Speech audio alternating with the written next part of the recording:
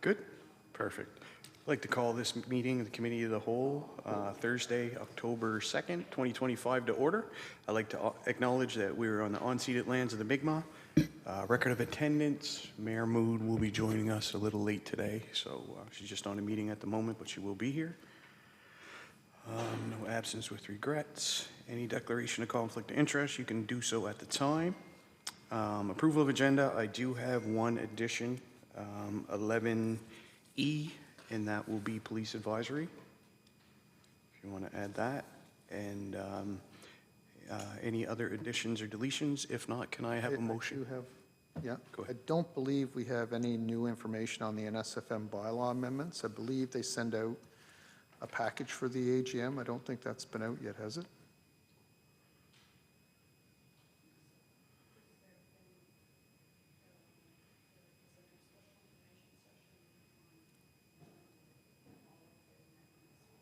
Okay, I don't have them, so I don't have them for council, so. Yeah. They may be in my inbox, but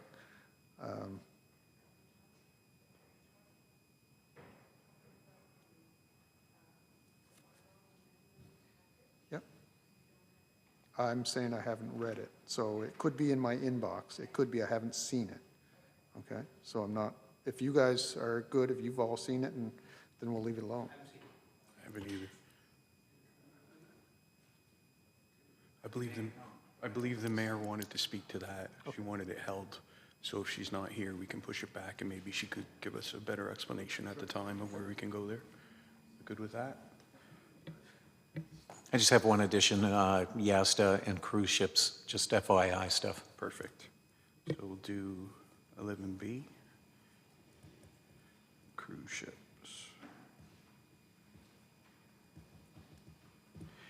Any other additions or deletions?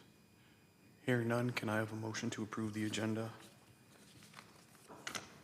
Seconded, Councilor Dares. All in favor, do so by saying aye. Aye. Contrary minded, motion carried. There's no presentations today. And staff reports, 8A, CAO report. Is there any questions for the CAO or anything that you'd like to share with us?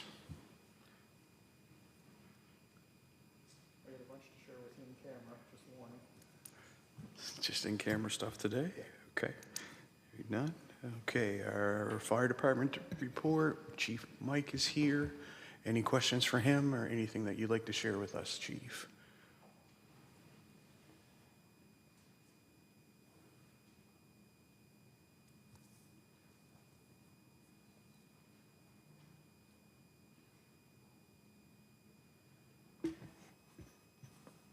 I guess the only thing that I want to share right off the bat is that fire services report has been come up from the province. I haven't been able to read all of it in depth and digest it, but on the surface it seems like a good jumping off point at the very least. Any other questions for the chief?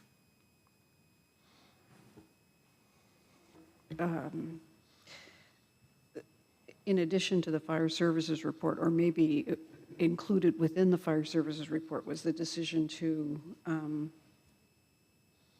end the relationship with the fire services school, the fire training school. And I'm just wondering if you can speak to the preparedness of the Yarmouth Fire Department to take on that responsibility in-house and how you foresee that moving forward into the future, and whether you see any opportunities for the Yarmouth Fire Department as a result of this withdrawal of training services in the province. We are prepared. In the past, we have done a lot of in-house training, and then we would historically send them to the fire school for certification. Certification is what we much prefer in our service. It gives us that third party, stating that our people are qualified, certified. But in the interim, we're prepared to revert to a way of doing business where I'm what they call the authority having jurisdiction. So we're going to teach them to the standard internally, using our own people, supplemented with potentially a contractor, depending on how that goes. And they will be taught appropriately using the equipment and the investment we've already made. And there is a lot of potential, depending on where the province goes with this new direction, for us to take on a larger role. You know, if the council so chooses, obviously, and if the province is willing to. But you know, I foresee a much different model in the future. You know, one of which is potentially going to be regional training services, which we are poised to take on that role in our area. So there's a lot of potential for the future. Yep, and we are prepared to start internally. We were kind of. I didn't want to put the cart ahead of the horse and begin training internally until I had a better idea what the province is going to do. But it seems as though they're not prepared to make anything significant changes for about a year. We can't wait that long. I have, I think, 6 or 7 volunteers internally we have to get training. And we have to train them while they're still interested. Once they lose interest, we lose them. So, you know, we've been in discussion with the municipality, both municipalities around us, you know, gauging interest from the fire services in those areas to see, you know, where they'd like to be. You know, an approach would be, from my perspective, you know, the 3 of us would make an easier team to take this on than just one of us. So that's kind of what I'm hoping for. Thank you. Any other questions for Chief Mike? Hearing none, thank you.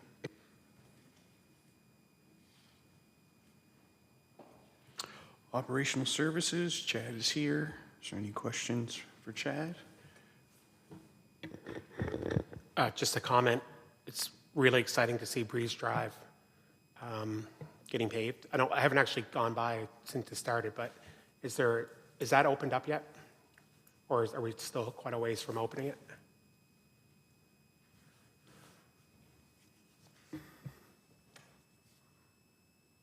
So the second lift of paving is occurring today as we speak, but the street won't be ready to be open for some time. Okay. Pedestrians, yes, but not traffic. Okay. It's exciting to see it happen, though. I think it will help with some congestion around in the mornings in that area. Yeah. So, yeah. And the other part is the accessible parking spots on Water Street. Thank you for, I don't know who brought those forward, but I thank you for doing that because Yeah, I didn't, because we don't have a formal process for receiving traffic authority requests, sometimes, depending on the complexity of the request, I'll advise the person making the request to go through council, but this one was pretty straightforward, so we sort of didn't go through the process. I hope nobody minds. Right ahead. Very happy with that. Any other Yep. questions for Chad? I think you're good. Thank you. Yep. Planning and Economic Development Report. Any questions for Natalie on anything? If you'd like to come up, sure.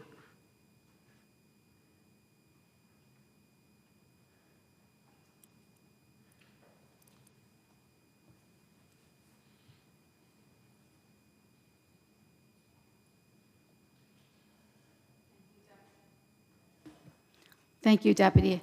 I just wanted to take the opportunity to introduce you to Adam Monroe, our bylaw enforcement officer. He had mentioned to me he hadn't met most of you before, so I wanted to put a face to the genius. There you go. I also wanted to share just a special thank you to Adam for the effort that he has put into some really key files. Specifically in my report, I talked about the feeding of wild animals. For him to have achieved those 3 specific client file outcomes, he took it upon himself to put in the time, which is outside of normal working hours, to do that over a couple of months. So again, I wanted to thank him for that work and that being persistent and professional. So I just wanted to introduce you to him. Thank you. I've heard good things myself. Some students that you've dealt with around, just a little compassion sometimes dealing with people. It makes it a little easier. I'm sure it's not always easy dealing with people and doing the things you do, but I've heard good things, and anytime I've contacted you, it's been within 24 hours, and I've heard the same from the public, so thank you for that. Anybody else? Councillor Lesser? Or no, sorry, yes, go ahead. I had the opportunity to watch you do some of the, I'm not going to say the location in case you didn't catch them, but watching you sitting and patiently waiting to see if somebody was going to feed deer, and I can't imagine doing that as a job. It must be, you have to be there at the right time to see it, but it was quite impressed to see you actually on property doing that, so thank you. Councillor Dares? Yeah, just there was an instant where a lady was just arriving at her car as Adam was doing a parking ticket, but he had gone too far in the process to withdraw it. But she came to me with a smile on her face and said, "That was the most pleasant experience I've had with anybody in enforcement in my life." She said, "I'm happy to pay the fine." So thank you. That's good. Much appreciated. Anyone else? Thank you, Natalie, and thank you, Adam. Appreciate it.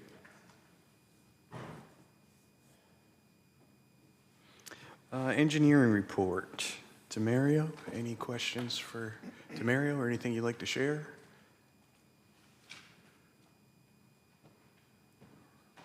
Anyone hearing anything? Oh, come on up.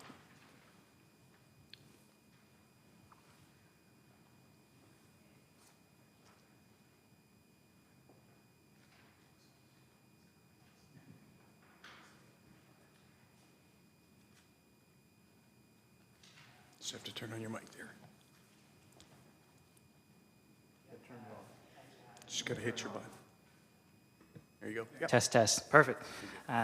No, just it's been a very busy month, specifically with a lot of projects at the wastewater treatment plant.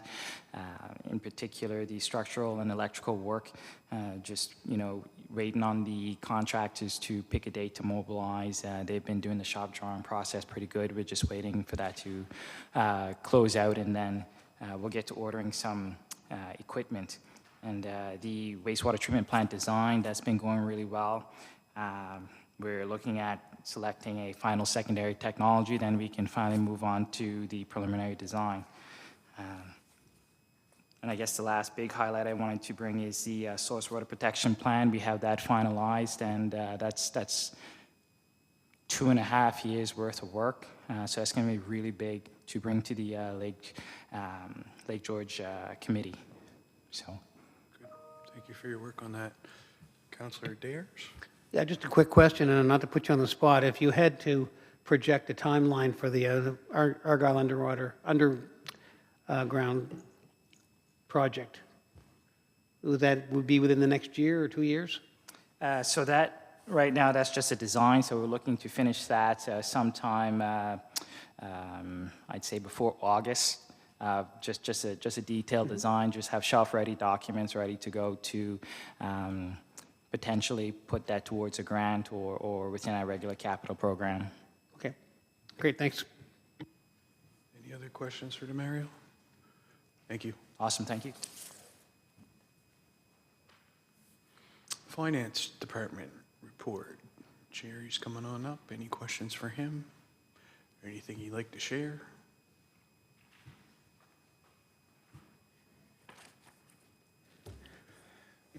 Just wanted to come up and comment, make a couple comments, bring you up to date on a few things. There's no report. Had a little extended break myself in September, so just getting back into the swing of things this week. But the audit continues. Staff have been working with the auditors, and hopefully in the next couple weeks, we should be getting some draft statements. September's just ended for us, so put a push on now. We'll get a 6-month update for council and staff on both on operating statements and capital projects where we are. And we've done provincial reports that we could. The one that will be late, obviously, will be our financial statement report, because that's dependent on the audit, and that's not complete yet. So, but they were late getting that report out to us, the templates to fill out. So I think they're giving us an extension anyway to get that done. So as soon as we get draft statements from the auditors, we'll get that report done for the province as well. So that's kind of what we've been working on, other than water rate studies and those types of things as well. But lots of things going on. Good, thank you. Any questions for Councillor Lesser? Just wondering, I know you said we'll get an update at the 6-month mark, but any predictions on whether I know many of us were pretty worried, I guess, that when we passed our budget that we were cutting like, $100 here and $100 there. So I'm nervous to want to spend any money. And I'm just thinking usually budgets, like often, I know in your case it doesn't, but often something unexpected comes along, and I'm just wondering if anything that you can comment on that might have happened that is putting us in a... Nothing on the top of my head right now. Like I say, probably towards the end of next week, I'll have a good idea where we are to the end of September. I know last year, hate to admit that probably in late January, I thought we were looking pretty good, and then the wheels just seemed to come off in February or March for us. But lots of things happen through the winter months and those types of things. So it's kind of hard to say where we are, but I can certainly will have the update of where we planned on being to budget for the first 6 months and where we are at that point. So, Thank you. yeah. Any other questions for Jerry? Seeing none, thank you. Okay, thanks. And Yarmouth Rec report. Frank's here. Any questions for Frank? Had a good rec meeting last night, reviewed some community uses of schools and whatnot, a good little discussion on that. Yeah, and there'll be some more information coming towards council's way on that community use of schools topic. I just wanted to report to council that we attended the Provincial Volunteer Awards on Monday with the town's representative, Chuck Smith, and the municipality's representative, Carrie Muse, and we had a great day. Celebrating about 85 volunteers across the province, and we are doing our local Yarmouth reception next Tuesday night at the Mariner Center, and I do believe there's 52 local volunteers that will be honored on Tuesday night, so I'm hoping it's in everyone's calendar, and we'll get you all presenting various volunteer certificates to the volunteers that night. Any other questions for Frank? Go ahead, Councillor Cleveland. Actually, it's just something somebody asked me. When those list of volunteers, they come from separate organizations within the community.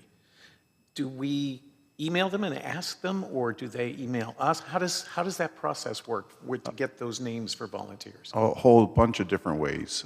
We start with a base list of community organizations, asking every organization to nominate one person. We have an online form that anyone can go to and nominate, because we know there's a lot of volunteers out there that volunteer for a lot of things, but they may not be part of a official organization. People call in and give us the nominations over the phone. Yeah, it really, we don't turn away anyone. The only rule around our volunteer celebrations is the provincial volunteer representative. Right. Once you become the town's volunteer representative, you can't win it twice. Right. Okay, excellent. It's one of the highlights of the year for me, because in all honesty, volunteers make places like this operate. Without them, we'd be nowhere. And so it's so much fun to be able to have that opportunity to thank them. So good on you. Councillor Hatfield and I were talking before the meeting, and the number that was thrown out by some of the politicians at the provincial ceremony was provincially 79 million hours of volunteer time in the province, and they always use a minimum wage to times that hours served, but we know most of the volunteer work is not worth minimum wage. It's way more than that. So an incredible number of volunteerism across the province and right here in Yarmouth County. Any other questions for Frank? I see you have some Halloween things coming up planned, and seems to be quite popular online. The haunted trail seems to be really popular, and the amount of volunteers that we received to be scare actors as well. We had too many. We had to shut down because we were inundated with people wanting to be on the trail in costumes, scaring folks as they walk through the trail. So it should be fun. Great to see. Thank you. Thanks, Frank. Okay, so that's it for reports. 9A, business, NSFM bylaw amendments. Sure, if you'd like. So I did receive an email on Monday, and you all should have also received it, a notification of 2 sessions that are being hosted by NSFM. One happened on Monday evening, and the other one is October 23rd. Information sessions regarding the proposed amendments to the NSFM bylaws. There is also a Q&A document that was attached to that email. So El Presidente is here, and I don't know if she wanted to speak to it or Councillor Hatfield, who's also on the board, but it's there for your information, and the opportunity is yours, I guess, to join one of those sessions and find out more about the changes. Not used to being on that end of things, are you? Go ahead. It's a good place for me to be today. Yeah, so I'll explain what it is. And NSFM obviously is the organization that represents municipalities. Every municipality joins. It's not automatic, but in the province of Nova Scotia, we have 100% membership, which is great. So we cover everything from us to Cape Breton, Halifax, Annapolis, everybody's within there.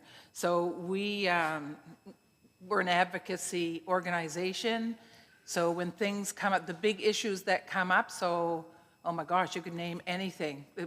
Coastal protection, any changes in legislation would come to us for discussion, and what are our thoughts, where are we on it, what will what is the membership thinking. So it's a great organization, and we do a lot of the bigger files. So we review and change our bylaws. We look at those every so often. I think in 2023 we said, yeah, we're going to do just what we do here at Town Hall. Like we're doing a review. I will say that when I first started 13 years ago, it's not the NSFM that it was. Neither was local politics, let's be honest. It's not like this anymore, it's like this. So everything's landing on our plates. I think everybody feels it. And it's the same with NSFM. So the growth has been huge, it's been fast, it's ongoing. So we continuously evaluate the governance structure, the bylaws, everything. So we do that annually, and we did commit that to the members in 2023. So that'll happen every year at the NSFM conference. So when you attend the conference, you can vote, and the voting members of the municipalities are the same as what we do here. It's your elected that are voting members. So when we're at the conference, we would vote on the different issues. You get 28 days notice, which is what we've given you. When you got that document, you would get a look at all of the bylaw changes. Some are, I wrote down because I get mixed up with some are just housekeeping. Some are executive committee composition. Some are board things. Some are board composition. I know it's a lot of information, but so 28 days notice, and then we bring it to the membership, and the membership vote. So it either changes or not. It's not up to our board. It's up to us to do the work to get it to the membership, and the membership does the voting. So we have a number of them. I don't know if anybody has any questions on them, but I'll speak to a couple. Anybody have any questions? Take a look. Jeff, you got any questions? Not that I haven't already asked. Okay. So, just a second now. I just have to find the right form. So we have, in a nutshell, we have the bylaws coming up. This is a lot of information. NSFM is one organization. We represent the entire municipality. AMANS is another organization that, and their members are the CAOs and staff. Okay, so we're legislated. We just have legislation that says this is why we exist. NSFM does, okay. So separate and distinct organizations. We have a couple questions. So one of the big issues is removal. It says removal of AMANs from the NSFM board. And I think the issue is not, I'm going to make this very clear, the issue is not a CAO, the issue is another organization sitting on the board. You know, you wouldn't, we work closely with Argyle, we work closely with Modi, but it doesn't mean one of their folks is sitting at town council. Anyway, we have talked executive to executive. We've figured out different ways to get more benefit out of it as opposed to, so we would sit executive to executive 3 or 4 times a year, do it like that, and try to, you know, just try to have more conversations, make it a whole lot better. I think part of the issue is that our CAOs are there, and I don't think anybody would, I don't know if there's another person in the province that would say how valuable the CAOs are. Like, I just do it publicly, and it's because I mean it and it's important. But there's also times where elected need to be able to sit down and have a talk, elected to elected. And we're not able to do that right now. So we're trying to make one change saying, number one, we would like the opportunity to meet without staff, and that would provide the same opportunity for the CAOs to meet without elected. Fair's fair. And the other one is the board position, and there's probably 100 reasons for that one, but it's directly related to 2 organizations being on the same board, and I would suggest some conflicts of interest that exist or can exist. So that's what we're basically voting on when we go. So if anybody has any questions, I don't think, who's going to NSFM? Gil's going, Val's going, I'm going. Are you going? You couldn't make it this time. I know you used to like going. Yeah. Yeah. So 3 of us will be there to do that. But it's important that everybody understands because we're part of the organizations. Thank you. Yep. Any questions on Councillor Bell? Oh, thank you, Mr. Chair. So I just want to, I'm hoping maybe to provide a little bit of context with regard to how these bylaw amendments were approved at the board level, and also maybe I have a couple of questions that I'd like council to think about as I've been reflecting,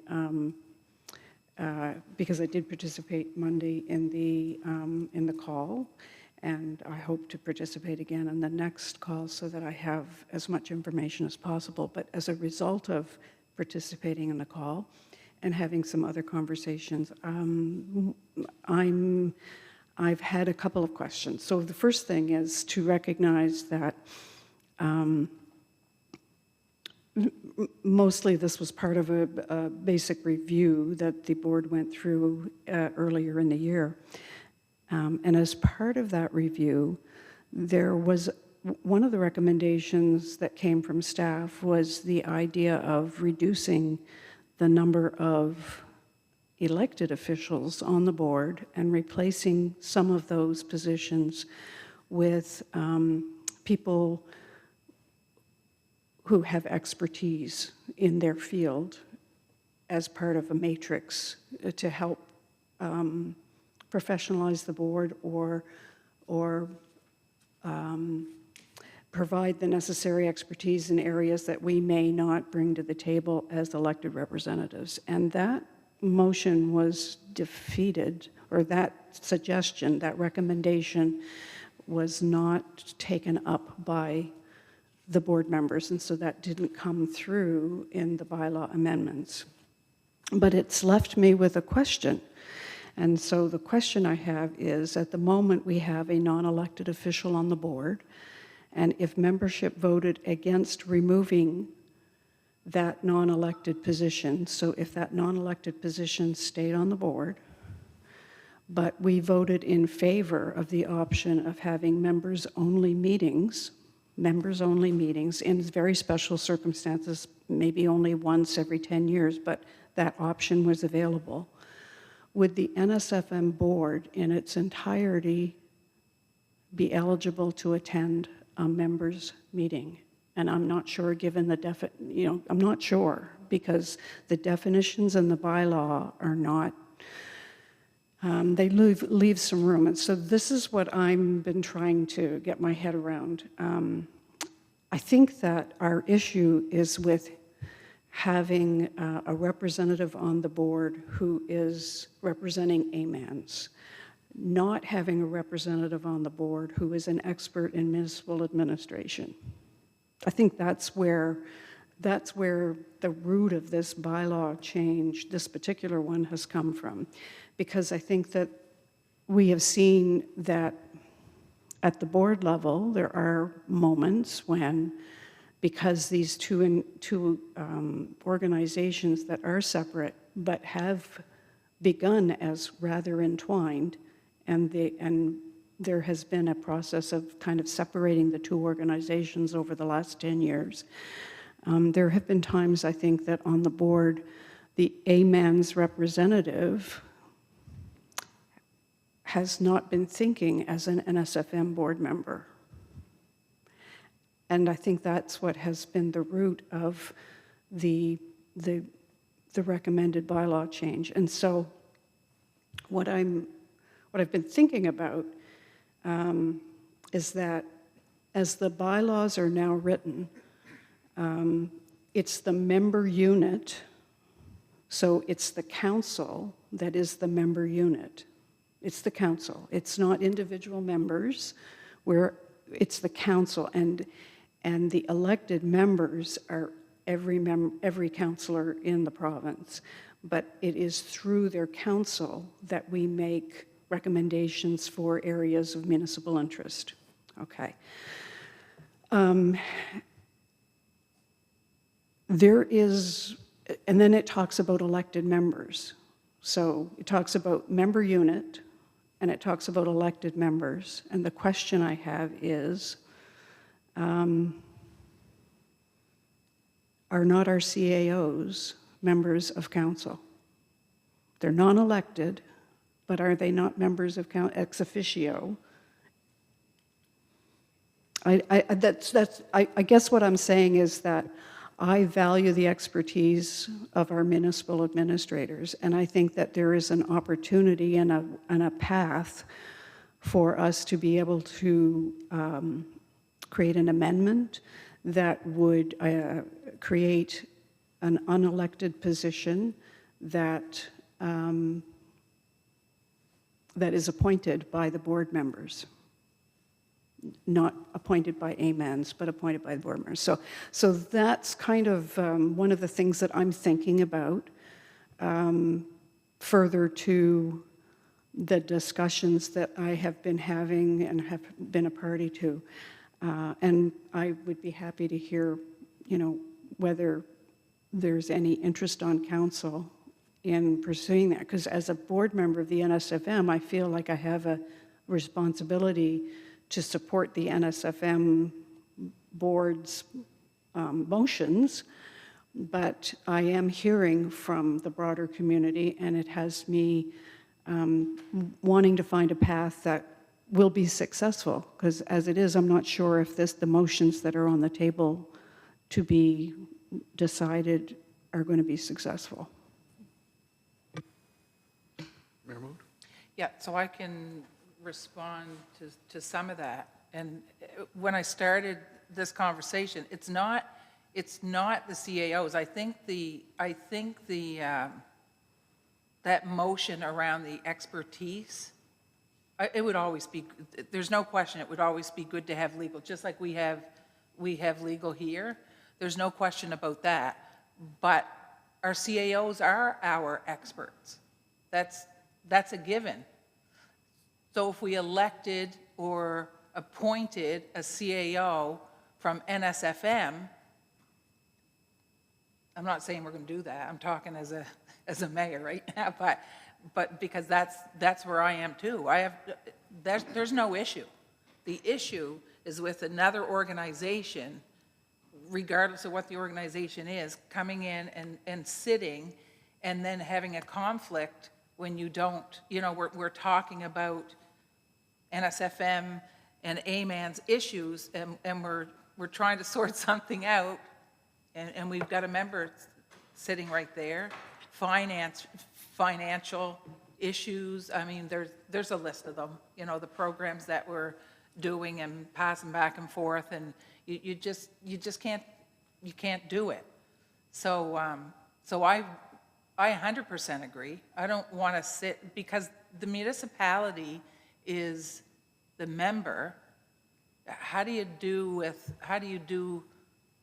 without the not elected? Like, we don't run the town without, and when I say the CAO, it's not the CAO, it's the CAO and the staff. Like, yeah, exactly. So that's where I am. I'm a believer that there has to be the expert at the table. I don't believe it should be AMANS, because it's a different organization and there's so much conflict. That doesn't mean that you're not going to get somebody that's with AMANS, but at least they're coming from the NSFM organization, which sounds like a convoluted mess, but it's just sensible. And the organization is growing, and the issues are, in finance, and what happens, we're so tangled up with everything that all we're trying to do is say, this is NSFM, this is AMANS, we're going to work together, but we're going to do it differently, because when you know better, you do better, I guess. So that's, I don't know if was there another question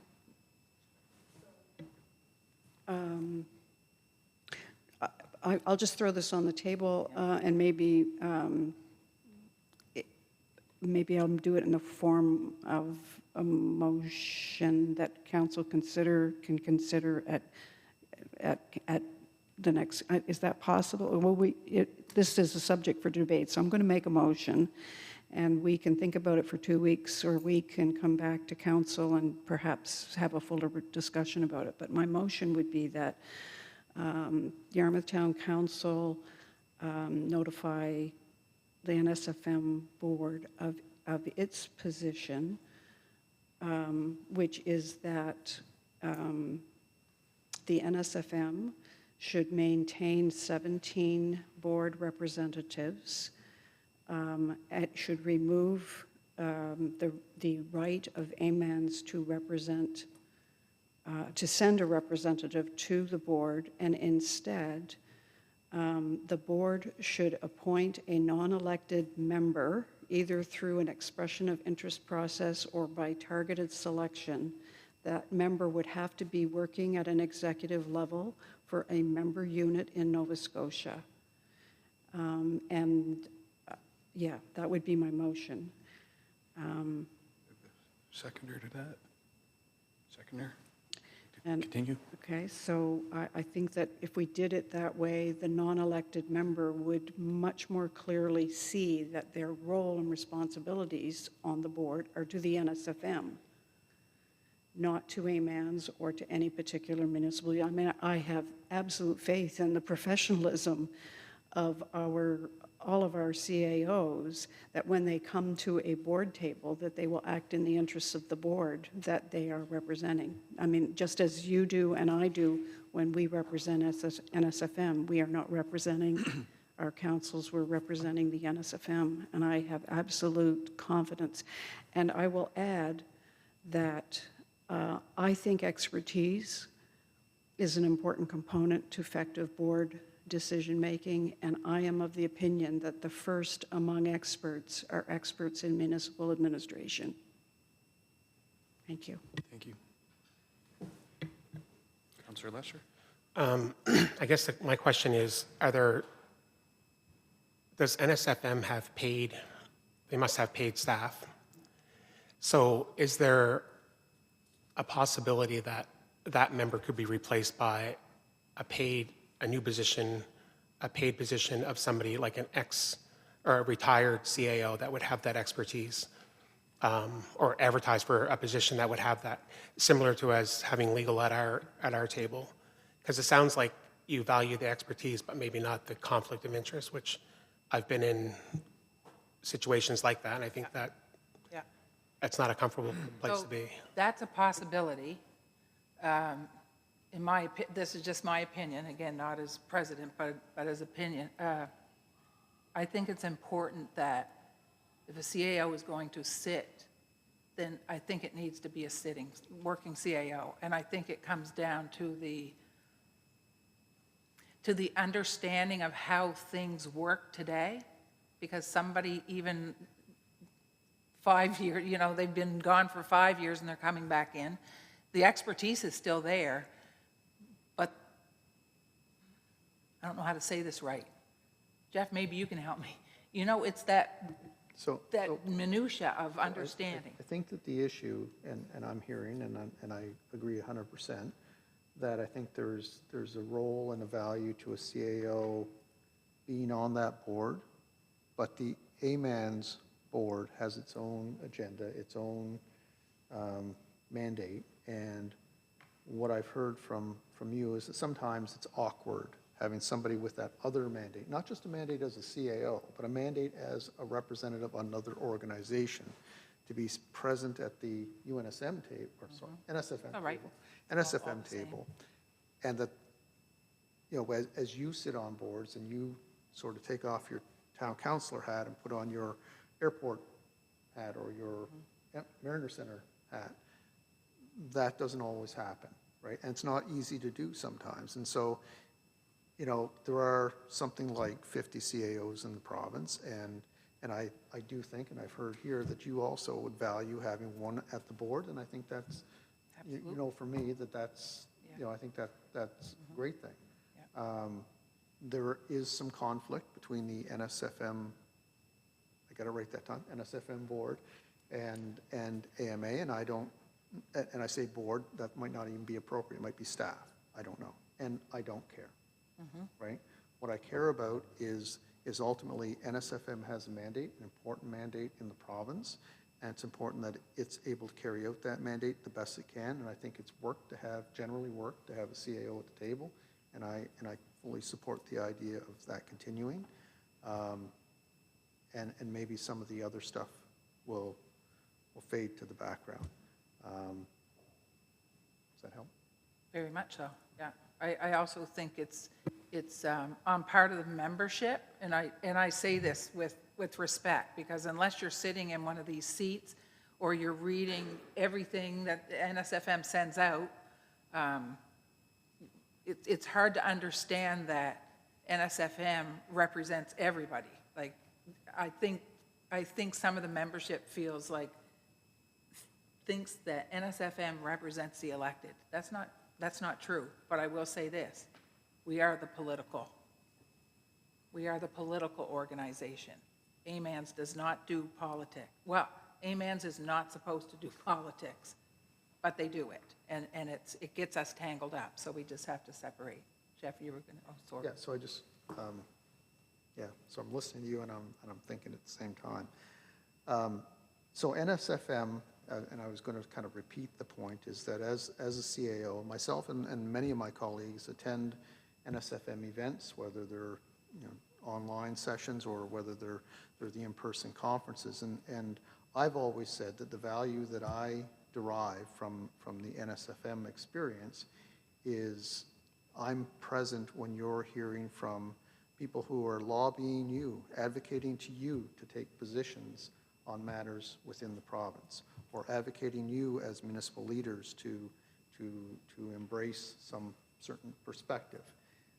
Or you're being taught something, and I'll use the new council orientation as an example. A colleague of mine, Chris McNeil, did a training on governance, what you do at the council table. And some of what he was teaching isn't the way that we carry out our business at this council table. So when I hear that, I'm able to understand what you've heard bring it back into our context, and try to help you sort it out and give you the best advice I can based on what we've both heard. And so it is a privilege to be able to be present in those discussions to assist you. It helps me do my job better. And so there is another bylaw that I think the mayor alluded to, which is that I think it's the board can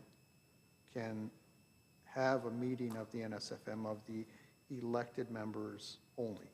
And that is a little bit concerning to me as a non-elected, because I don't know what the content of that meeting would be, what the purpose of that meeting would be, and how does it affect me and my ability to do my job. And my job, as I say, I view as providing you the best advice I can. There's no situation on the table right now where I feel there's something afoot. That isn't it. It's when I look, and you know the length of my runway, right? This is not going to affect me in my career, but I'm concerned that it will affect you and your successors and my successor in their ability to do the best they can for the citizens of Yarmouth, both as appointed as well as elected. So it's kind of it's a little bit of a red flag, and I'm worried about unintended consequences. I know there are different opinions on that, so that's just, I want to share that with you. Councillor Bell? I thank you. If you indulge me for one more kick at the can here, I just wanted, it dawned on me, I wanted to contextualize the conversation that led to these bylaw amendment approvals, to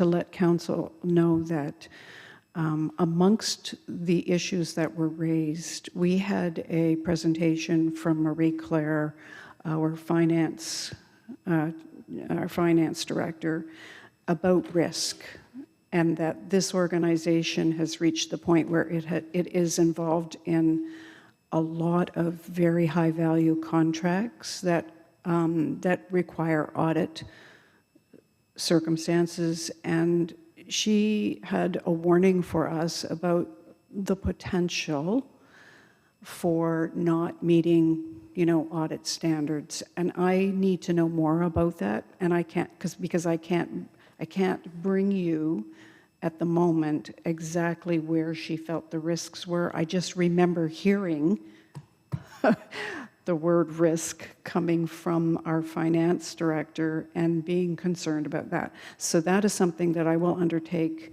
to go back and ask more, a little bit more about. But I just did want council to know that it was among the things that we were considering at the board table. Thank you. Mayor Moo? Yeah, she'll be able to, she'll answer that one. She's really good. Like, she's even helped me with my my expense claims that, anyway, she just knows what she's doing.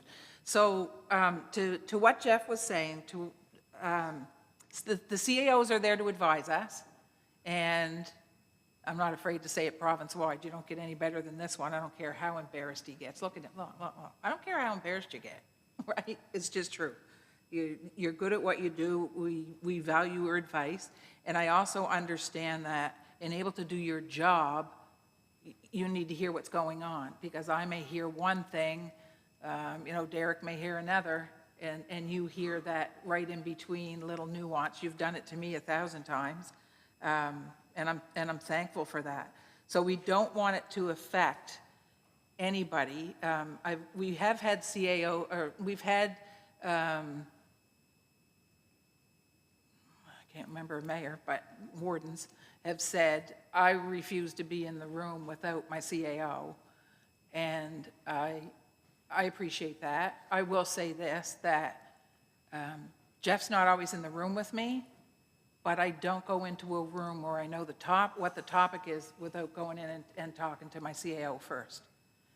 Whether I think I understand or not, I need his opinion, usually so you can straighten me out. But we have to have those conversations, or I don't go in with the best information, and you're sharing information. So we're not talking about, and I want this to be clear, when we say we want the ability as NSFM to be able to meet with just the elected, it's not, I'm going to say, and I understand the red flags, I hear you, and I want to find a way to work around that, and that may be a more detailed list of what we would be doing, what would cause us that, and I will tell you that one thing would be, what if we wanted to get together as elected officials and talk about performance evaluations and issues that are rising and things like that, which I understand why can't a CAO be there, and I will tell you, because the members will not speak freely. Because as soon as and I'll say this, probably every week, I get a phone call or a text from somebody saying, what do I do, around my CAO evaluation? I don't know how to handle this. I'm either new or I'm having an issue. And I just think, you know what, if we could sit in a room and just hash it out. But if I brought that up immediately, people would think, does she have a problem with her CAO? And it might not even be mine. I just want the chance to sit down and talk. It's not decision-making. It's just, can we talk about things that just pertain to us? But it wouldn't be anything to do with any issue like transportation or staff or anything, because that's where you need your CAO. So maybe we have to refine it. It just, I appreciate and I respect and I agree with everything our CAO is saying. I can't wrap my head around how can elected not get together without their staff. I just can't, I can't fathom that that's not possible, but it has to be under the right circumstances. So I think we have to refine that so that everybody's not worried about the CAOs not being able to advise on things that we really need them to advise on. Simple really, but complicated. Councillor Dares? So it occurs to me that, much like the rationale we need to adhere to in regards to going in camera, that it would be wise, I think, for the NSFM to establish or define or refine those reasons or those situations where you want to have a meeting without staff present. And if you're unable to do that, then I would suggest you couldn't have a meeting without staff present. I think the whole idea of excluding staff without some definite rationale might not look good. Anyway, Yeah. my thoughts. No, thanks for that. And you're right, it might not look good. And understand too, we're not bound by MGA rules. Like, it's not, the MGA says staff can be in any meeting. We're a nonprofit organization, so we have to set our own rules and figure out what's best. Yeah, but thanks for that. And I think that's what we were getting at. Let's try to refine and get some, because I think it'll take the angst out of a lot of the situation. See any other lights on? We do have a motion on the table. Is everyone clear what the motion is? We're good? I won't make Lindsay repeat it if we're all good.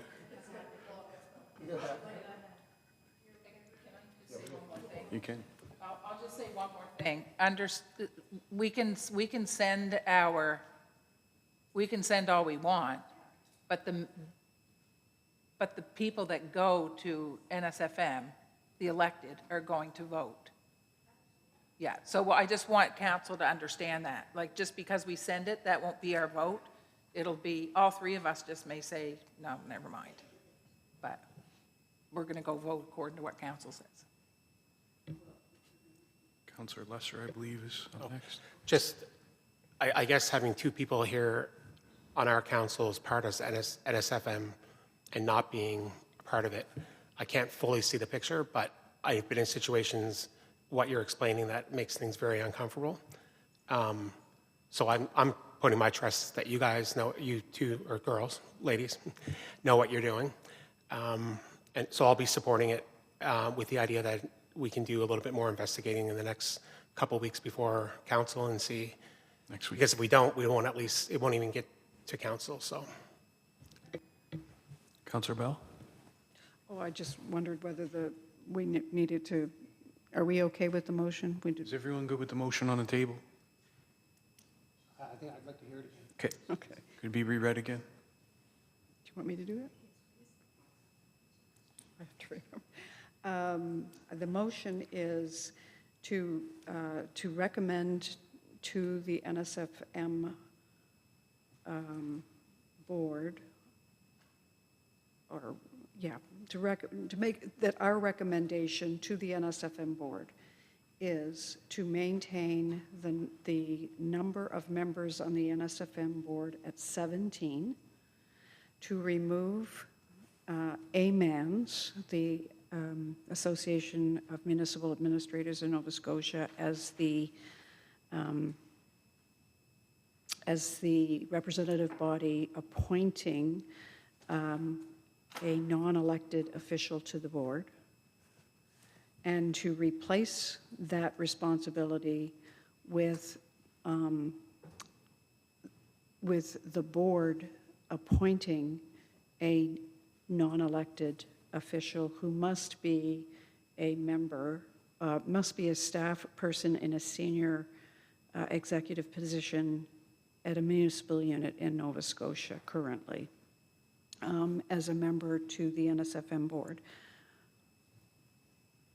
I think that's it. Covers it? Good with that, Linz? Good. All of. Any other clarification? Okay, I'm Oh. going to tell you what it is. Is that okay, Mr. Chair? Go right ahead. You said one more time, though. Yeah. It's just over one. Go ahead. What we have now is elected and one CAO who doesn't vote. That person comes from AMANS, okay? So it's the past president of AMANS always sits on our board. Not necessarily CAO. Oh, no, you're right, the past president of AMANS, that's right. So what we're saying now is, we're not going to take that staff member off, we're just going to appoint or elect from within NSFM, which takes away all of the conflict and everything. That's it. Is that clear, Councillor Dares? Would you like some more explanation? Ask all you want, ask all the questions you need to ask.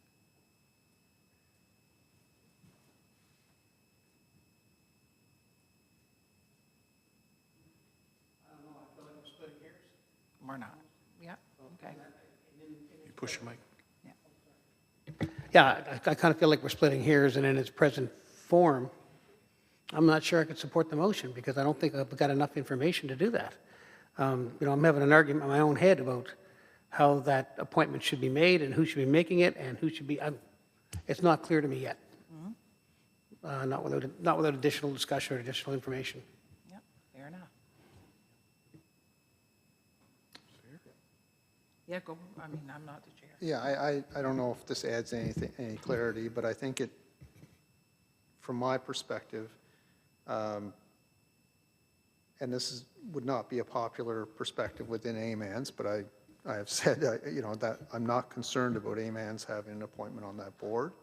I am pleased and that the elected folks at this table who are on the board value a CAO opinion in the room, and this would maintain it. And I think the issue might be that sometimes you're not just getting a CAO opinion, but you're getting an opinion from the perspective of a different association, and that there is some level of conflict around programming and mandate between AMANS and NSFM. And again, that's not something that I am concerned about.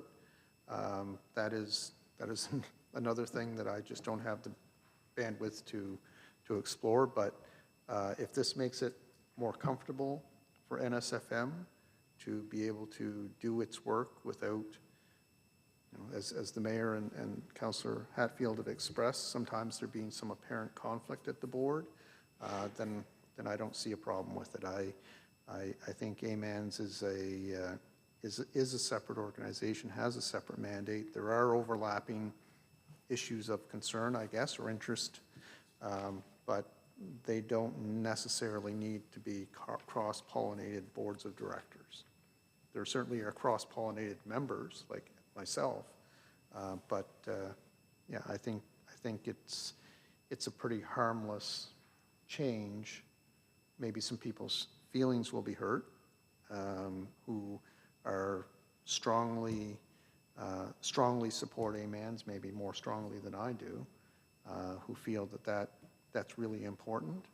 But I think that if we step back and look at what NSFM's mandate is, and if the intention is to maintain an appointed position for CAO at that table, I think it'll work as effectively, maybe more effectively, and AMANS can focus on its mandate, which is valued, equally valued by myself.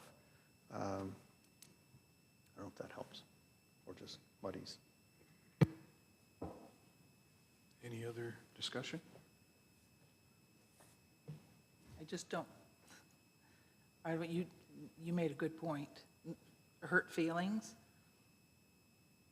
If and when the Attorney General comes to and it starts because we are doing this. We're growing, more staff, more issues, more provincial this, and again, no different from municipal government. When the Attorney General comes and says, why did A and B happen and why are you like this? It happened because you're like this. I don't want to be the one to say to the Attorney General, we didn't want to hurt any feelings, so we didn't make any changes. That's not what we do. We don't do business like that. You have to protect your organization, and we have to protect our organization while still having the expertise. Are we ready to vote? Someone call for the question? All in favor, do so by saying aye. Aye. Contrary minded? 2 nays. Motion carried. Okay, for something a little lighter. Fall grants. We have. Sorry. Yes, Can I certainly. I just say thank you for that discussion. I think that's a great discussion, and although, council didn't all land on the same spot, I think it is healthy that, and it's one of the very few times over my time that there's been a really thoughtful discussion about NSFM and its governance. Thank you for that. So we do have 7 who applied for our grants. Lindsay, when would you like them in by?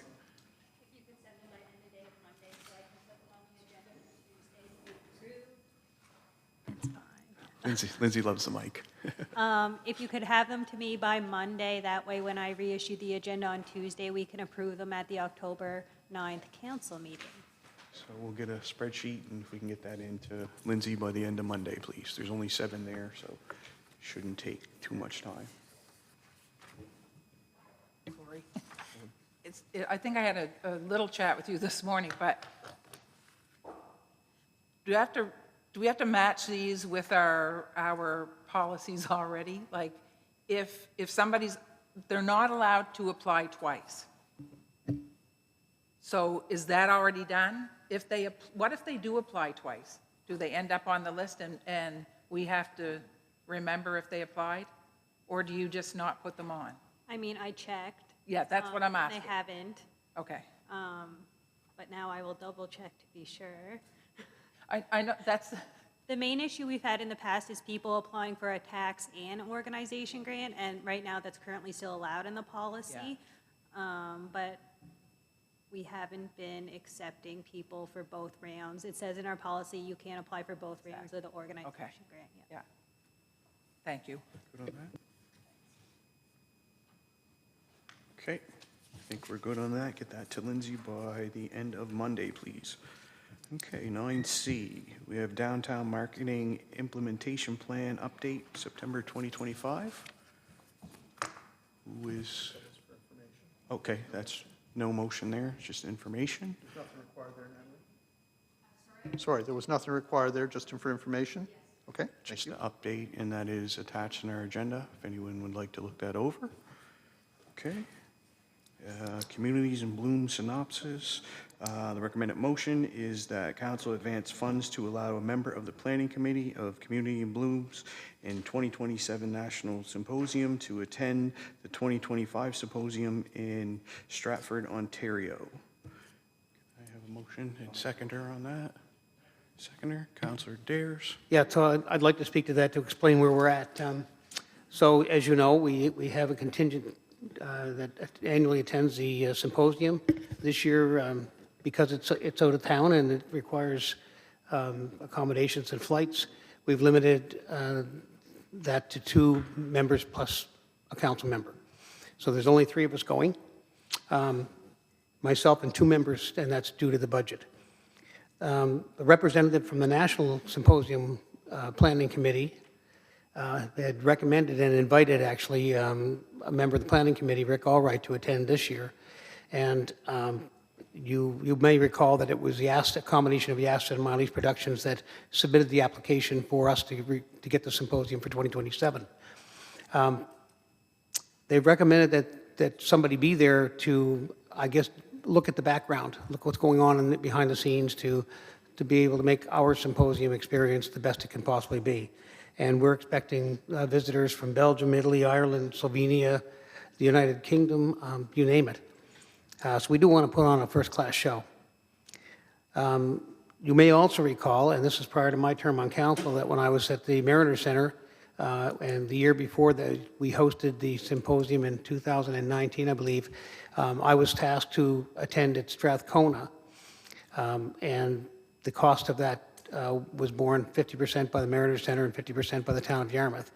And the reason for that was that they wanted me to experience what the venue planning looked like. So it's not as though I attended as a delegate. I attended as a fact-finding mission, basically, and was able to do a lot of the heavy lifting because I wasn't responsible as a delegate.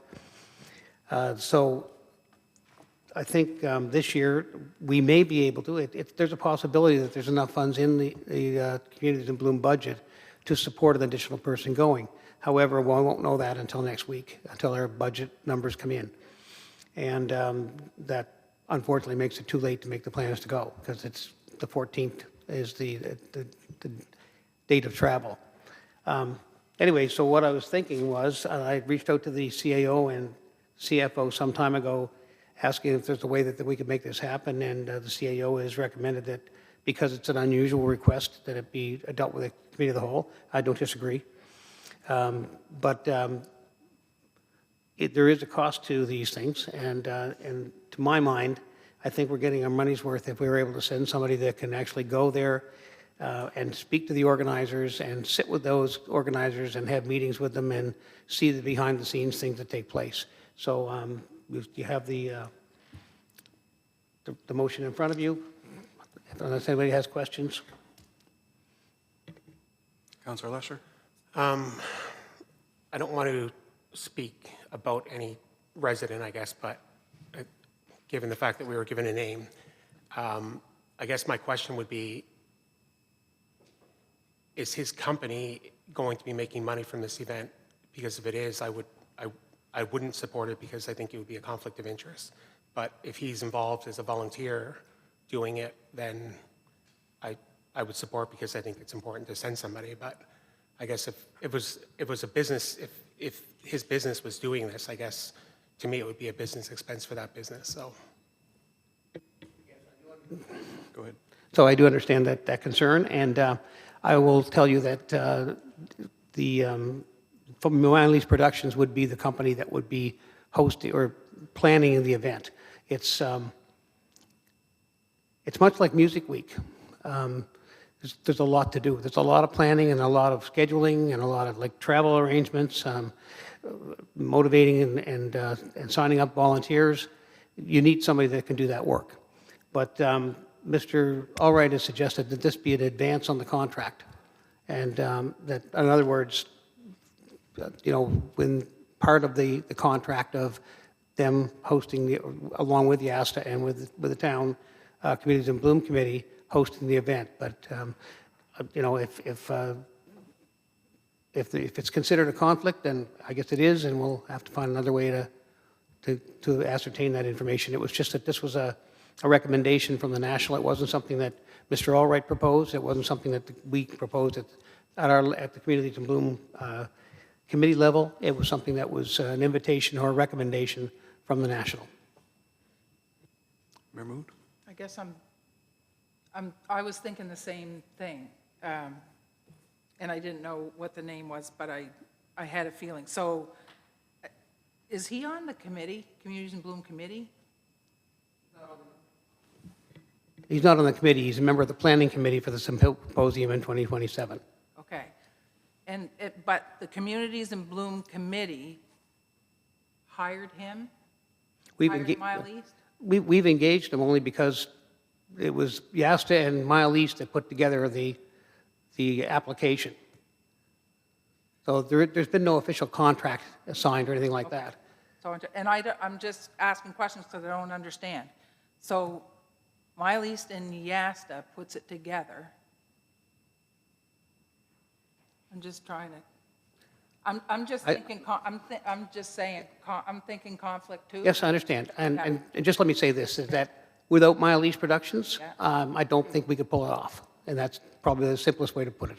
Yeah, no, listen, I don't. It's an onerous task to pull off something like that, much like Music Week and other events that have been planned that Mile East has been involved in. So, but it's there for your decision.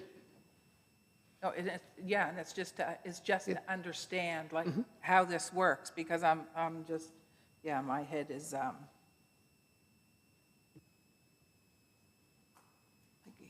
so you've engaged him, but we're going to pay them. How much? See you. Sorry.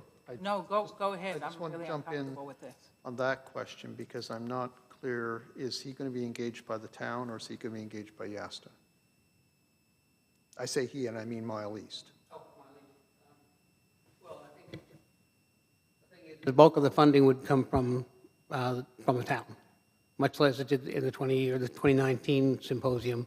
The town paid for the majority of the expenses that were incurred, Right. including the Mile East contract. Right. And expenses at the Mariner Center, et cetera, et cetera. And I understand, and I couldn't agree more, that an event that large, you do need a firm company to do that for you, but we don't have, at this point, a contract, right? Not a signed contract, no, you're correct. Do we have a draft contract? We have a letter of committal from Mile East. Okay, all right. Okay, that was, just so I want clarity on who was the contract with. Yeah. I had another question, but I can't remember what it was, so I might have to. I think now, to the CAO, now you know why I asked you the question a month and a half ago, trying to get my own head around this. Councillor Lacroix? Yeah, I'm just wondering, you mentioned that Rick, his company or whatever would be the only one around here that could do that. Are you saying that if he doesn't get funded to go over to make those observations, that he's not going to take that contract if it's offered? Oh, no, I wouldn't suggest that even for a minute. It sounded like I think Mile East Productions will still be all in on the symposium, execution of the symposium. I think this was just a way that they would have a better idea of how to do it. I mean, they've done it once, but they haven't been to a symposium other than the one that they organized originally, and it was just a fact-finding mission, an opportunity for learning. Thank you. Councillor Cleveland? Thanks. So here's what I'm thinking. It does, when you initially described it, it kind of screams conflict of interest. And I was around, I was one of the organizers last time through with Communities in Bloom. I went to Strathcona with Councillor Dares before he was Councillor Dares. I knew him when. It was a necessary thing. It really was. Is there, if he has that commitment, if we have, like, even on paper, that commitment, could we supply the money or that part of the money that you're asking for? And I thought you mentioned that anyway, somewhere along the conversation you had a few minutes ago, but kind of as, not so much in advance, but as part of the contract. So the bulk of the money, if the bulk of the money that we are giving to make this thing happen, we're paying it anyway, and this is a necessary piece of it, then it should be part of that. So I don't have a problem with the paying him part, or the, not the paying him part, but the supplying the funding to get him there, but perhaps it should be against what he ultimately is going to be charging. It's a business expense, and probably a pretty necessary one. That's the way I'm thinking it. And I don't know how you put that in what we're doing, but I do see that. Mayor Moot? Okay, so you just said it. So I'm trying to line up the steps. You put in an application for an event, and you're going to do the event. I don't know if it's because they're great at what they do. There's no question, they're great at what they do. Have we gone out and asked if there's anybody else that would do it? So there's one thing that we need to keep on the radar, because somebody might just say, why didn't you go out and ask if there was somebody else? So we don't have a formal contract, which is fine, because we can get one of those, because they would take that job, I believe, because it's a good one. And then I understand that we need to be able to see what's going on out there to put on a great event. But I couldn't justify to the taxpayers that we just paid a business to go learn how to do something better. I couldn't. It's a business expense. Any other discussion? And I wouldn't want to, the contract is important. I'm sorry. No, you're still on. Go ahead. The contract is important to me, because if the contract were $10,000, then we'll pay $10,000. But we're not paying for a business. This is just me. I'm not saying anybody's made a decision, but we're not going to pay the extra to send somebody, a business, away to do their job better, because that's a business expense. On a different level, but then I wouldn't want to see the contract price include that, because now we're going to pay it anyway, whether we say yes or no. So I feel like we're stuck no matter what we believe, but that's just me thinking out loud. Councillor Bell? Oh, thank you, Mr. Chair. So I'm not clear on the process. We have an event that we have agreed to host. Who is the contract going to be with? The Town of Yarmouth or Communities in Bloom? It'll be with the Town of Yarmouth. Communities in Bloom is not a corporate entity. I didn't think so. Doesn't have, right, so it would have to be with the town. So it's a town, so the so I guess the question I have is, how are we, as the Town of Yarmouth, engaging a business without having an RFP, or with, like, I just don't understand, like, this would be a significant contract, wouldn't it? I mean, does it fall underneath the minimum guidelines for competitive bidding, or? I haven't been in the discussion. I have no idea. No idea, Off yeah. the top, I haven't looked back to see what the value of the contract would be. Yeah, But I just, for competitive bidding, for tendering, RFP, what have you, is Yeah. $25,000. okay, all right, so maybe it'll fall underneath of that.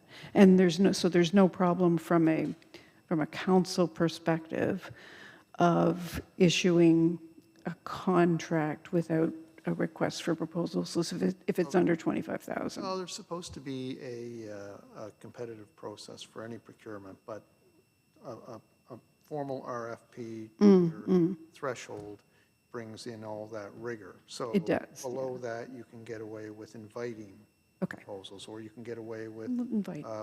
other forms that are less formal. Yeah, okay. So let me say this, and this is not a criticism, this is an observation. Communities in Bloom is unlike any other committee that we have, right? Our other committees like PAC or Heritage or whatnot, they give advice to council, much like this committee, right? We sit, we deliberate, we give advice to council. Communities in Bloom is an initiative that is a community pride and engagement kind of thing that happens nationally. We have a Communities in Bloom committee. It's populated with people that want to roll up their sleeves, It's a working committee. and engage in the actual work, not just give advice to council. So it's different. And that sometimes makes it challenging. It acts sometimes like a separate entity, like a not-for-profit would. Yeah. But they're always tied to the community, the town, or the municipality, or the village, right? So it is this kind of different situation. So I don't blame the Communities in Bloom committee for maybe going a little askew of what our normal process is, but this should, because this procurement and all of the procurement related to the event should follow our normal procurement processes. And I'm not, but I again, because it does so many things differently than all of our other boards and committees, it's not a surprise that in this case, it would have been looking at it a little bit differently. Does that make any sense? You good? Councillor Dares, you're good? Oh, just one final comment. I'm just looking back at the emails, and the email that, I'm trying to find the one where Miley's Productions and Yasta were engaged. It was before my time in the chair, but I think I'm looking back to, oh gosh. This has been in the works, the planning, for about 2 years now, so it's not something new. And typically, I agree, I don't think it's wise to sole source unless you only have one source. And that's the way I think the committee looked at it, is that it was the only show in town, and it was fairly successful in pulling off a symposium in 2019. And they had already had that experience, and that it was just a natural progression to get to engage them and to engage Yasta in the process. So that's where we're at.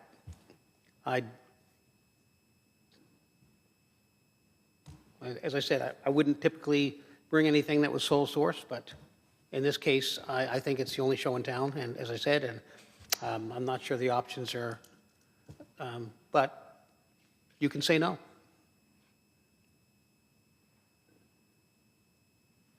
Good. Any other discussion? Someone called a question? Question's been called. All in favor, do so by saying aye. Contrary minded? Nay. Motion defeated.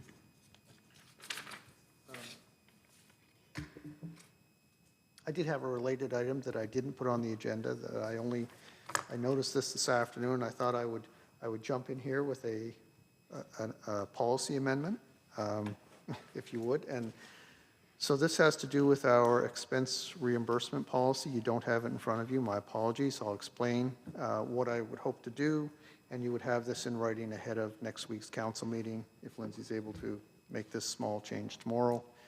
So in our expense reimbursement policy, section 8.0M, it says, there shall be no reimbursement of travel and related expenses for individuals other than a council member, the CAO, or an employee of the town of Yarmouth. And it has been our practice, in spite of this policy, because this was overlooked, and we've amended this policy as recently as December and didn't catch this, I'll take responsibility for that. We have paid travel expenses for citizen committee members to attend events, and that wouldn't be covered technically under that policy. So what I would ask is that we would add or appointed committee members of the town of Yarmouth. And so if you have any questions, obviously I'll try to answer. And if a motion would pass here to recommend that to council, you will have, as early as tomorrow, the amended wording in writing as is required.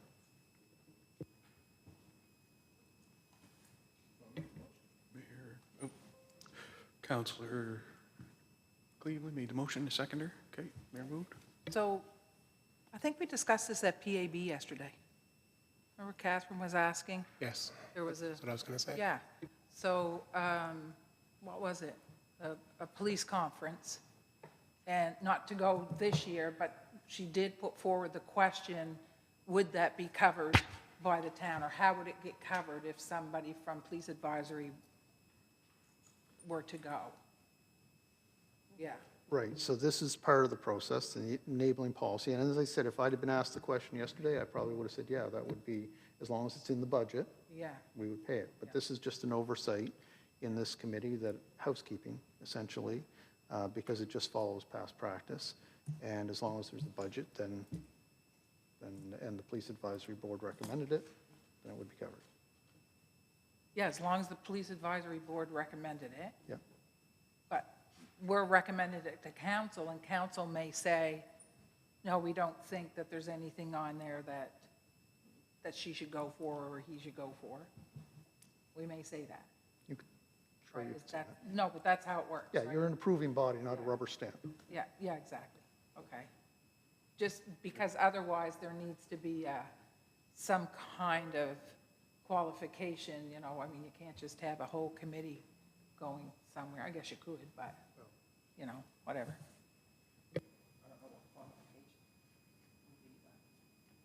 Any other discussion? Are we clear on the motion? Good? Head nod? Question? Yeah, sure. All in favor, do so by saying aye. Aye. Contrary minded? Motion carried. Thank you. We have some correspondence there, Yarmouth Clippers and Ultramarine, just some grant reports and some thank yous. Also, the RCMP 2024 year in review. Any questions or anything on that? Comments? Nothing? Okay. 11A, Police Advisory. Oh, yeah, okay. I just said, let's do an update. Push the mic. Go ahead. My light's usually on all the time. And I didn't have time to look through everything, so I don't know if the other two councilors that are on. I did want to mention that the number around the hospital calls is still there. So I don't know what else we do. Got any suggestions?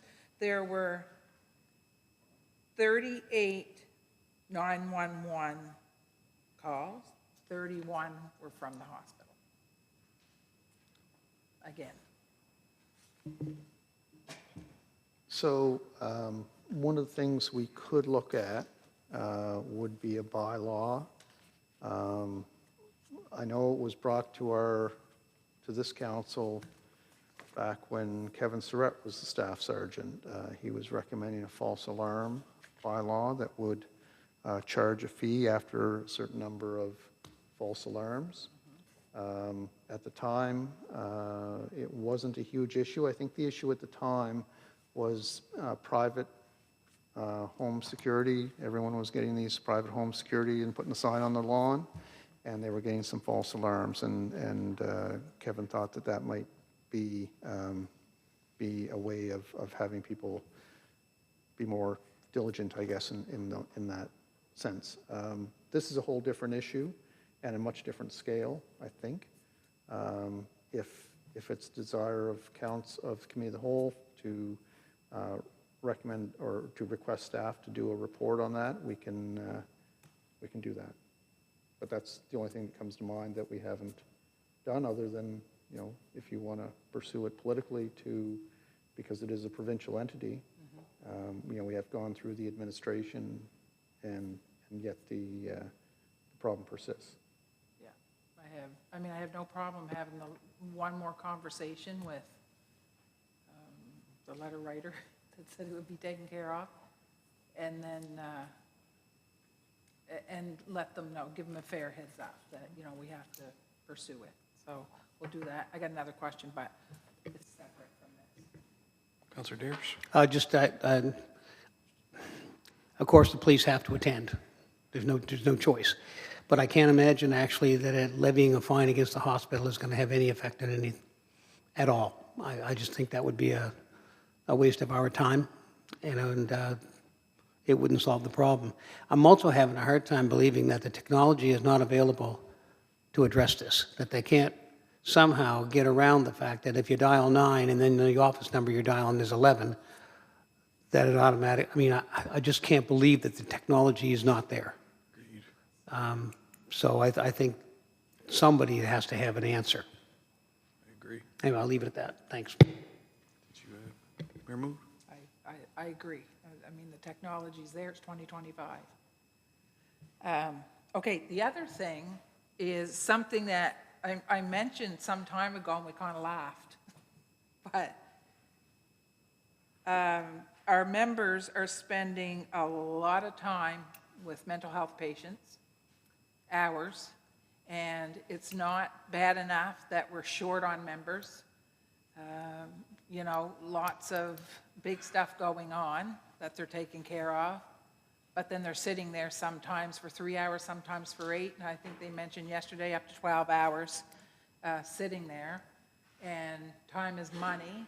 So I was going to see if we could, we did speak, the chief was there yesterday, and had that chat about getting the numbers of hours. I think I did ask her for that. Getting the hours that are spent just, Gil, you know exactly what I mean, like sitting when you could be out at a domestic or, you know, something, and then charging those back to the province for starters.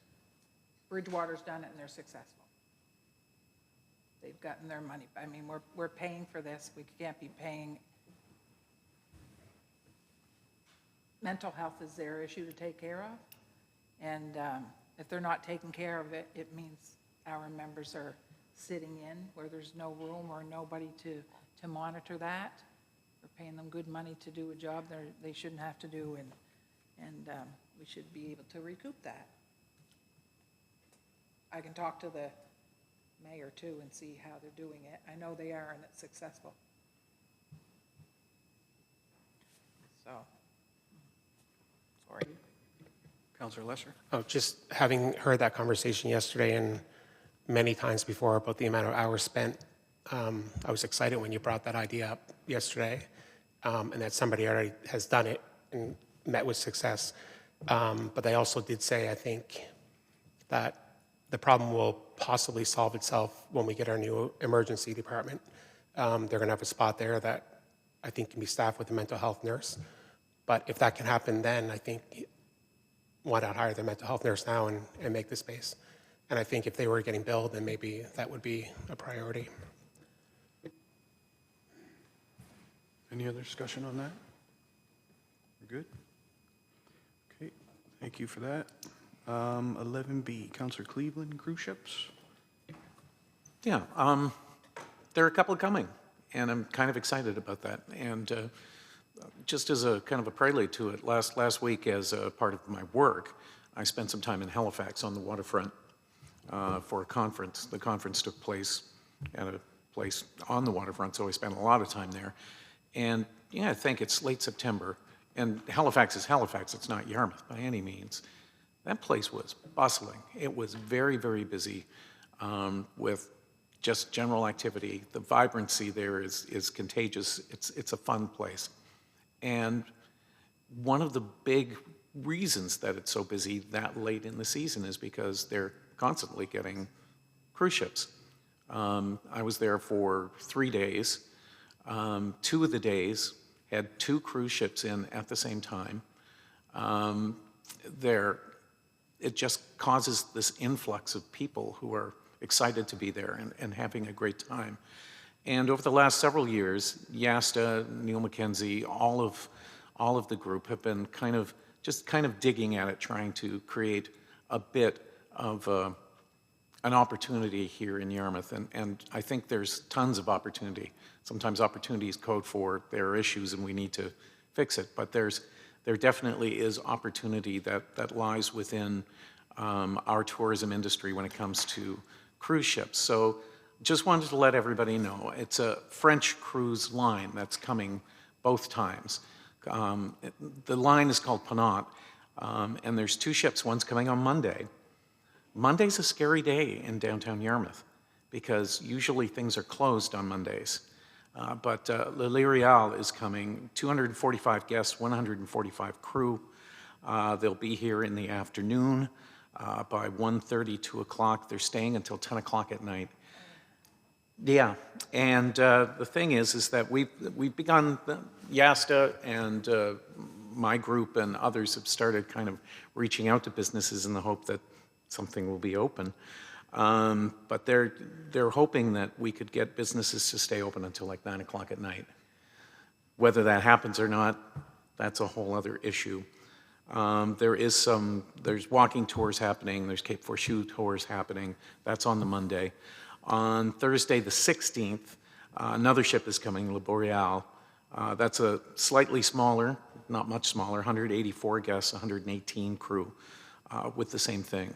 And so FYI, just so you're aware that they're coming, and we're putting together like an opportunity to greet everybody and that kind of thing for Monday. And fingers crossed that we can get some downtown businesses that will be open for that. Thank you. Thank you. Councillor Lesser. Yeah, I was at Bar Harbor. I probably shouldn't admit that I was in the States this summer, but I was. And they were very friendly, everybody.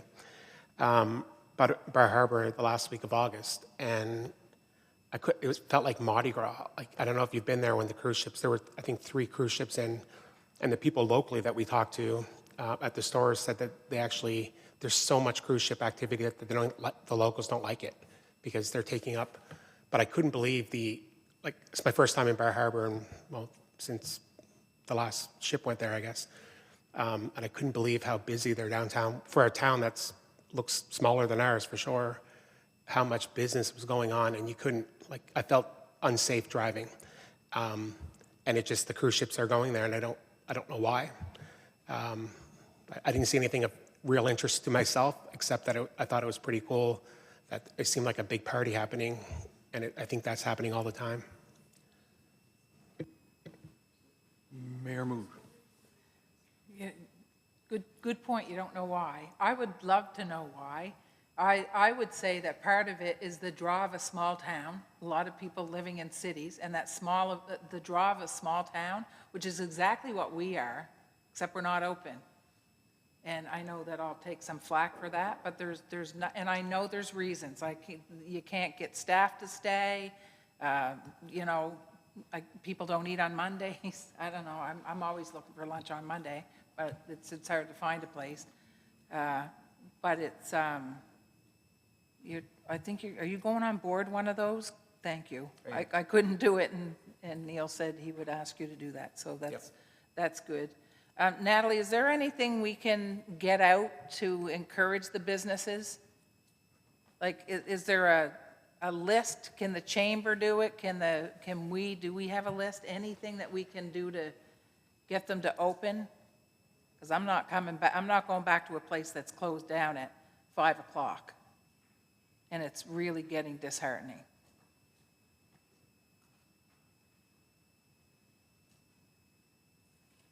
Thank you for the question, Mayor.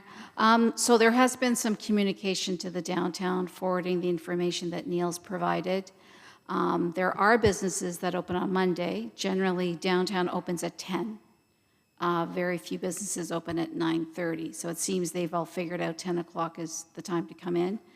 I'll send another shout out, and we'll also do it through DTY. We'll do it through DTY about the importance of extending, because we have numbers, and they'll be staying around town. And then I will let Neil know the food establishments specifically that are open. So some are opened. Most of them close 5, 6, 7, and a few at 8. And generally, there's nobody in town after 5:30. So there's very few that opened beyond that date. There's just literally no customers. Oh, I understand that, because Yeah. you're closing before supper time. Before, I mean, Americans don't eat, they eat dinner at 8 o'clock at night. So it's a catch-22. Mike, we need to post something and maybe get those numbers from Wade, and then we'll get something posted, we can all share it. Any little bit of encouragement. Actually, I wrote a blog, and Oh, good. Mike was kind enough to. Okay, I'll go look. I haven't yeah. looked at it So, at all today. share away. Thank you, Natalie. And it's not I understand, like, you can't find, some of them can't find people to work. I understand that, but we're not busy, we're not open, like, it doesn't match. So it's really concerning, because they're not going to come back unless we're open. Counselor Bell? Oh, thank you. I just wanted to put a plug in for the Yarmouth Chamber Music Festival, which starts tomorrow and runs until Thanksgiving Sunday. They will be downtown on Monday. The quartet will be at the Third Cup from 1 o'clock until 4, rehearsing. It's open to the public, and hopefully some of those cruise ship people will be hopping in and getting a little bit extra for their lunch. So just let people know. And many of the events are sold out, but there's still some tickets for the large event on Thanksgiving Day and the cello recital on Wednesday. It's going to be it's a great community building event. So if you see them in the mall, if you see them at the Third Cup, or if you happen to be at the Yarmouth Hospital and you hear music, these are all free events, and encourage you to talk to the musicians. They'd be happy to talk to you about their process. So enjoy. Thank you. Counselor Lesser? Mayor Mood, I think, on that last point about the ships, when you said catch-22, it seems like if we knew the ships were coming, or the downtown knew, I think their hours would get extended. But I think, like, they obviously, as Natalie said, they can't stay open without the business, and we all know that. But I think that, like, the cruise ship industry is huge, and we're always talking about industry in Yarmouth, and I think Councillor Cleveland's right on with that. If we could get enough cruise ships, I think the downtown would pick up later at night. So, Thank you for that. Okay, that's all for additions. Can I have a motion to go into camera, please? So moved. Second it?